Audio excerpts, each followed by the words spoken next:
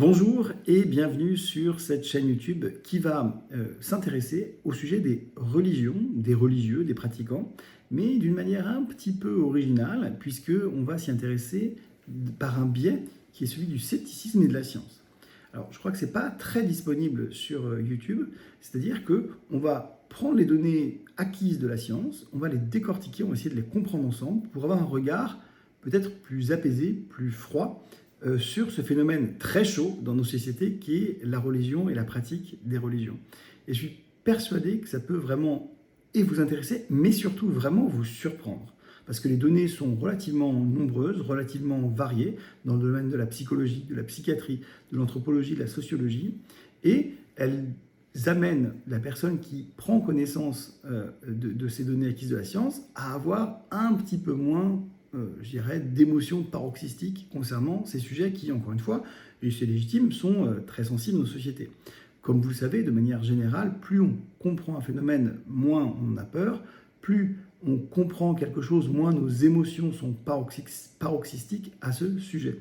Et donc, j'espère que cette chaîne a aussi un intérêt public qui est d'apaiser, je dirais, cette tension majeure qui existe dans nos sociétés séculaires, très peu religieuses, très peu pratiquantes, technologiques, scientifiques, qui, en tout cas, se réclament de la raison et de la science, quant à ce phénomène religieux qui semble clairement échapper à tout cela. Clairement, démontrer l'existence de Dieu au sens où les religions entendent Dieu avec nos méthodes scientifiques, c'est pas possible. Démontrer la véracité d'une religion par rapport à une autre ou par rapport à rien du tout, c'est toujours pas possible. Et donc, ce truc-là des religions, c'est quelque chose qui est très perturbant dans nos sociétés, qui est difficilement compréhensible, et donc vraiment on a besoin de s'y plonger, mais non pas avec hostilité, avec mépris ou avec ricanement, mais avec vraiment des données acquises de la science. Et vous allez voir que le regard que vous aurez des religions pourrait fortement changer et pourrait peut-être encore une fois s'apaiser.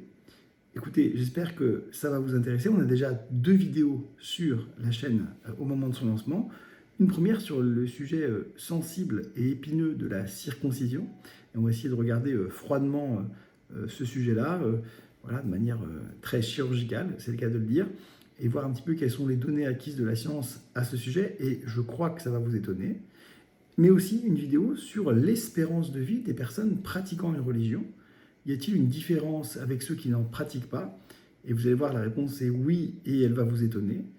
Il y a des données scientifiques qui sont nombreuses, univoques, qui vont toutes dans le même sens, et dont il est intéressant d'essayer de comprendre pourquoi il existe cette différence statistiquement significative, mais je dirais significative tout court, pas que sur le plan statistique, parce que c'est une vraie différence d'espérance de vie qui existe entre ces 2 groupes, et vous allez voir de quoi je parle si vous allez regarder cette vidéo. Mais pour ça, il faut bien sûr s'abonner, partager, cliquer sur la petite cloche et mettre toutes les notifications, parce que sinon vous ne serez pas averti systématiquement de la sortie d'une nouvelle vidéo. Et il y en aura de nombreuses, puisque le sujet est vaste. La science a exploré ce domaine depuis longtemps, et avec des méthodes qui sont tout à fait satisfaisantes sur le plan scientifique et méthodologique.